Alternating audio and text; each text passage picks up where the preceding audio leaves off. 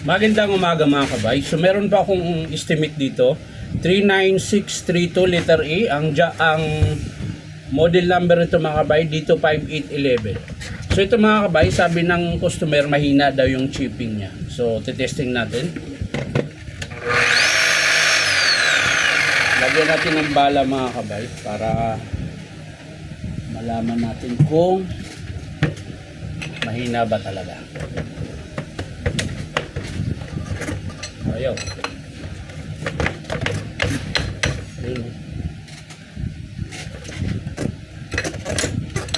Hindi lang naayos, kaya ayaw pumasok.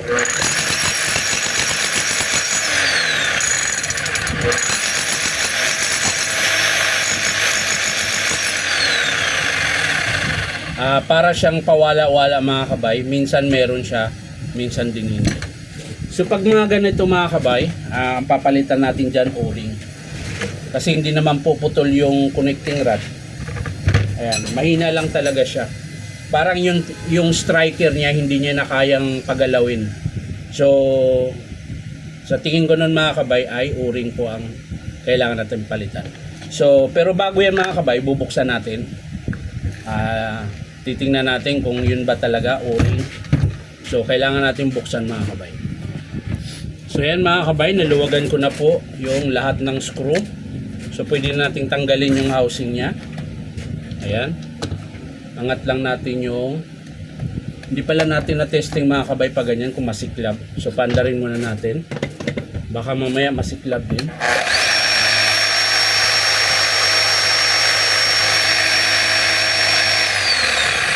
So okay pa naman. Tama-tama pa yung ano niya, siklab. So tanggalin natin yung carbon mga kabay dahil uhugutin po natin yan. Uhugutin natin. Gamit kayo ng long nose para dito sa kanyang wire. Mahugot nyo ng maayos. Ayan. Tapos syempre yung kanyang PCB board, PCB module. Kailangan nating makalas to ng maayos na hindi siya mabalik.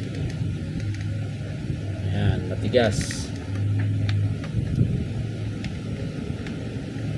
Matigas siya, matigas. Matigas. So yan mga kabay, nakalas na natin yung sa module nya. Tapos paghiwalayin lang natin yan. Ayan. So kung mapapansin nyo mga kabay, dami alikabok. So maaring nasira yung seal nito.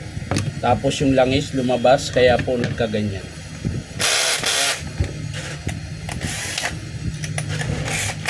Meron pa palang dalawa, hindi natin nakalas. Ayan, kabilaan. Tapos hugutin natin yung armature. Meron pa. Hindi pa pala nakalas.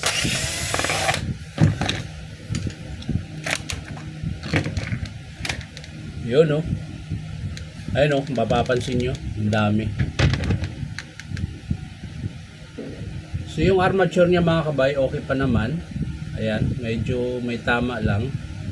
Pero pwede nang dikitan muna ito ng may tiban. Ayan. At syempre, kailangan natin kalasin. Para malaman natin. Kakalasin ko lang yung screw mga. So ayan, nakalas ko na yung sa baba mga kabay. So unahin muna natin yung sa kanyang spindle para makalas natin ng maayos. Ayan, kailangan lang yung gumamit ng matulis ulit. Ayan, kailangan yung sikwatin yung kanyang ring. Siyempre dahan-dahan lang at baka matusok yung kamay natin.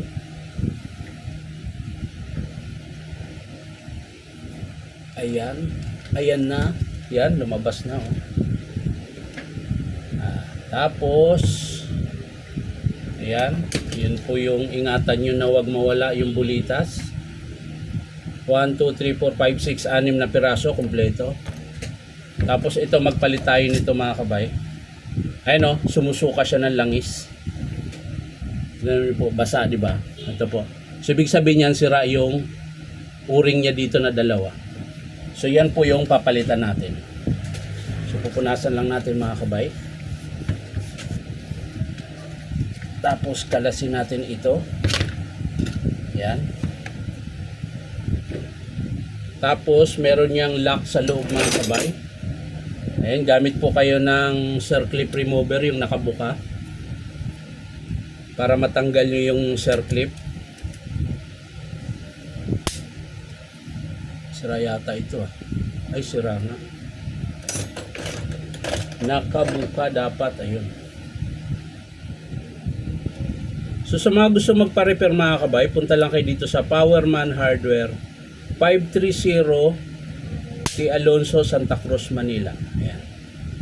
Hanapin nyo lang po yung DeWalt na signboard. Tigas ah. Ayun, umangat na pala mga kabay. Hindi ko lang namalayan.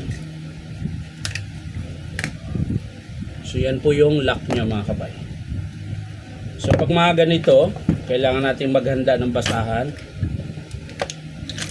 Baka may natira pang mga langis-langis. So kailangan nating ayan. Ayan, wala na mga kabay, naubos na. Naubos na yung langis. Dahil natapon na po. Ayan. Tapos ito, hindi pa pala nakalas yung dalawang screw.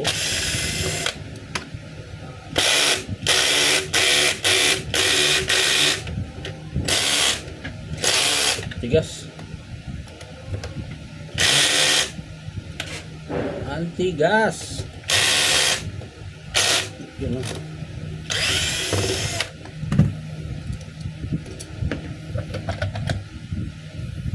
So ayan mga kabay.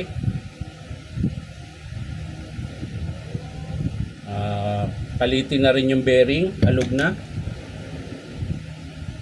Tingnan natin yung kanyang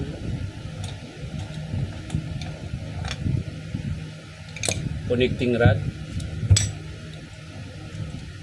So ayan mga kabay, kung mapapansin nyo, wala naman po, hindi naman po naputol yung kanyang connecting rod. So ang papalitan talaga nito ay yung o-ring. Ayan. O-ring, tsaka tingnan natin yung bearing sa crankshaft. Ayan. Minsan aalogin nyo rin to mga kabay. Ayan o. Lakas ng alog. So pinapalitan ko po yan. Tapos dito tayo sa kanyang, ayan. So kung mapapansin nyo mga kabay, punit din po yung isang o-ring nya. Hindi siya o-ring, para siyang rubber damper. Ayan. Kasi pa-flat siya eh. Ayan. Hindi siya pabilog. Putol po yan.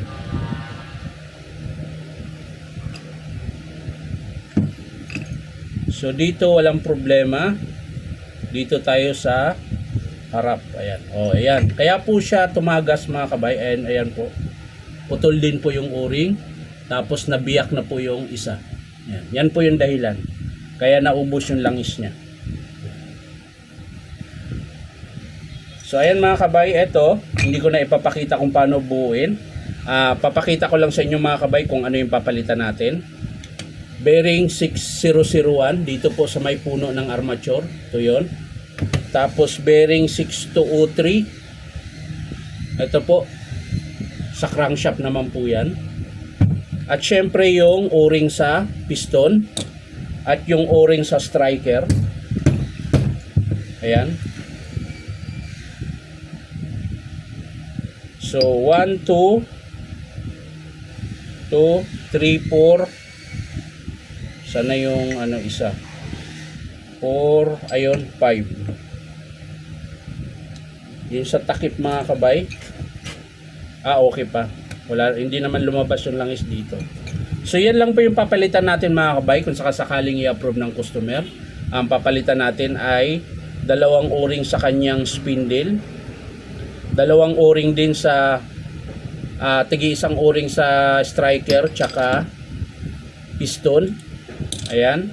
Tapos itong sleeve, papalitan ko na po siya kasi gumagalaw na. Wala na po siyang lock. Ayan. Sa carbon, okay pa.